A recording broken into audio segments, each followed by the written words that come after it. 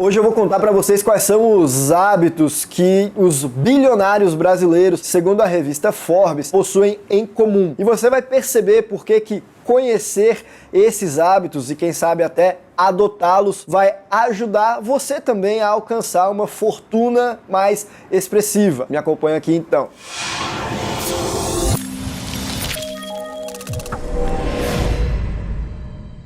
Pessoal, eu me chamo Guilherme e a Capital Global é uma empresa, uma boutique especializada em estratégias de internacionalização, razão pela qual aqui no YouTube nós conversamos de assuntos relacionados a investir e empreender no exterior, blindagem patrimonial, residência fiscal, segunda nacionalidade, abertura de empresas e de contas bancárias offshore, enfim, assuntos relacionados a ganhar dinheiro de forma global. Então, se você gosta desse tipo de conteúdo, considere se inscrever no canal, ativa o botão das notificações clicando no sininho e, é claro, não esquece de clicar no bom e velho botão de gostei também. Até porque no vídeo de hoje eu vou contar para vocês alguns dos hábitos que os bilionários brasileiros, segundo a revista Forbes, possuem em comum. Ao menos boa parte deles, e que, na minha perspectiva, é algo que certamente contribui e muito para que eles tenham se tornado pessoas tão bem-sucedidas assim. E quem são os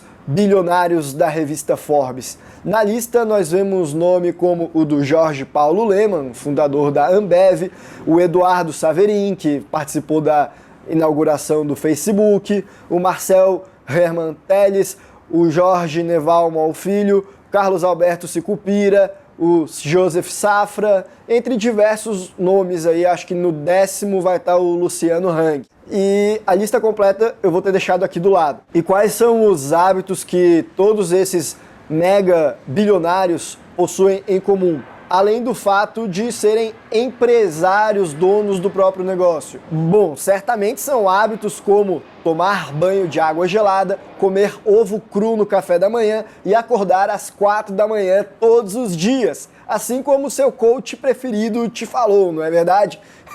Provavelmente nenhum deles faz isso, por mais que a gente veja muito esses conselhos nos livros de autoajuda. Agora, ainda que o façam, ao meu ver, correlação não importa em causalidade. Na minha opinião, não são esses hábitos que realmente contribuem para que alguém se torne bilionário, e sim o que ele faz, sei lá, depois do banho de água fria e vai pro escritório dele efetivamente botar o negócio para trocar. E aí quais são os hábitos que realmente a gente consegue enxergar que provavelmente contribuíram para o fato de esses bilionários terem alcançado um resultado tão expressivo? O primeiro hábito é ter uma postura de investimentos mais internacional. Então, quando você olha para bilionários como o Jorge Paulo Lemann, por exemplo, você vê que já historicamente ele é metade brasileiro, metade suíço.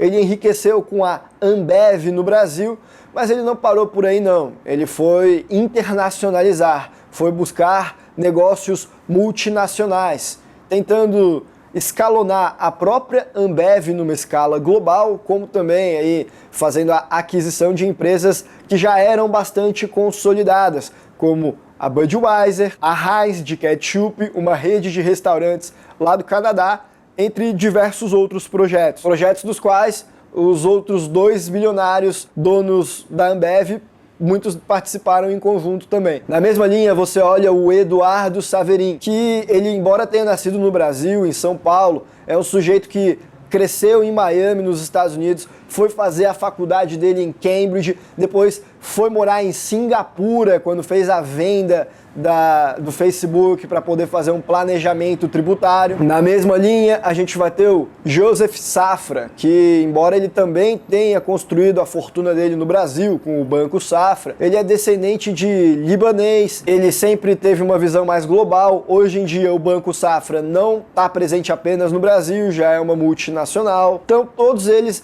não se restringiram ao território brasileiro na hora de empreender, na hora de fazer o próprio negócio crescer. Foram para setores com alta escalabilidade e souberam explorar isso daí muito bem. É claro, tem alguns nessa lista que não fizeram isso, mas ao meu ver é só uma questão de tempo. Aí um segundo hábito que todos os grandes bilionários brasileiros possuem em comum é olhar o mundo da forma como deve ser, ou seja, cotado em dólares. Porque não adianta, o real é apenas uma das inúmeras dezenas de moedas que existem no planeta. Mas quando você vai fazer negócios, o mundo é em dólares. E se você quer fazer uma provisão do seu crescimento para os próximos 10 anos, de qual vai ser o passivo da empresa, qual que é o risco, onde que dá para escalar, qual que é a receita possível, certamente você vai ter que ver tudo isso em dólares, porque os teus concorrentes estão fazendo isso. Não adianta nada você ficar bilionário em reais, em pesos argentinos, em bolívares venezuelanos, se no futuro essas moedas derreterem. Você sempre precisa medir o seu patrimônio em dólares e buscar construí-lo nessa moeda que é a global também. E como é que eu sei que eles veem o patrimônio deles em dólares? Não, eu não janto com o Jorge Paulo Lemann, nem com o Luciano Hang. É porque quando nós vimos os resultados das empresas, os projetos de crescimento, as oportunidades que, por exemplo, a Ambev teve de fazer a aquisição de uma empresa menor, toda a avaliação do processo de compra, dos livros, eles sempre viam o potencial da empresa em dólares e não em outras moedas. Da mesma maneira, quem trabalha com importação ou exportação, como é o caso do Luciano Hang lá atrás, sempre precisa estar de olho aí nessa moeda, qual que é a performance dela, porque isso daí vai realmente afetar bastante o seu resultado. E aí a terceira dica, e provavelmente a mais importante que eu lhes dou, é que os bilionários, maior parte deles, fizeram a alteração da residência fiscal deles. Eles se mudaram do Brasil para morar em países mais atrativos em termos tributários, ou, no mínimo, costumam montar empresas offshore. Se você for ver pessoas como o Carlos Alberto Sicupira, o Marcel Teles e o Jorge Paulo Lemann, lá da Ambev, nenhum deles mais possuem o domicílio fiscal no Brasil. E segundo uma reportagem do Poder 360 lá de 2017, o nome deles está ligado a mais de 22 empresas offshore. E quando questionados, eles falaram que eles fizeram a saída do Brasil como uma estratégia de expansão dos negócios deles. É lógico, assim eles podem pagar menos impostos e sobra mais dinheiro no bolso para que eles consigam aumentar o business que eles vêm tocando. Aí se você for ver o caso do Eduardo Saverin, na época da venda do Facebook, para que ele não tivesse que pagar os altos impostos dos Estados Unidos, o que ele fez? Ele simplesmente se mudou de lá e foi residir em Singapura, ocasião até em que ele foi criticado por muitas pessoas, mas ele estava fazendo tudo 100% dentro da lei. E ao meu ver, também é belo e moral você tentar preservar no seu bolso aquilo que foi você que constituiu. Independentemente de você ser um vendedor de cachorro-quente na rua que quer pagar menos impostos ou ser um bilionário, você sabe mais do que qualquer pessoa o que é devido para o seu dinheiro. E se faz sentido você fazer a saída fiscal e ir morar num lugar mais convidativo, por que não fazer? E aí, é claro, muitos desses bilionários, eles continuam até os dias de hoje como residentes fiscais no Brasil de qualquer maneira. Mas se você for ver, boa parte deles também ocupa posição de diretor, de administrador de empresas que são SA, de capital aberto no Brasil. E que muitas vezes tem lá no estatuto, ou às vezes até uma vedação legal, que os impede de ir morar no exterior. Ou ainda que não impeça, torna não produtivo em termos tributários, por exemplo. Por causa do fato de eles ainda estarem nesses cargos de gerência, de gestão, de diretoria.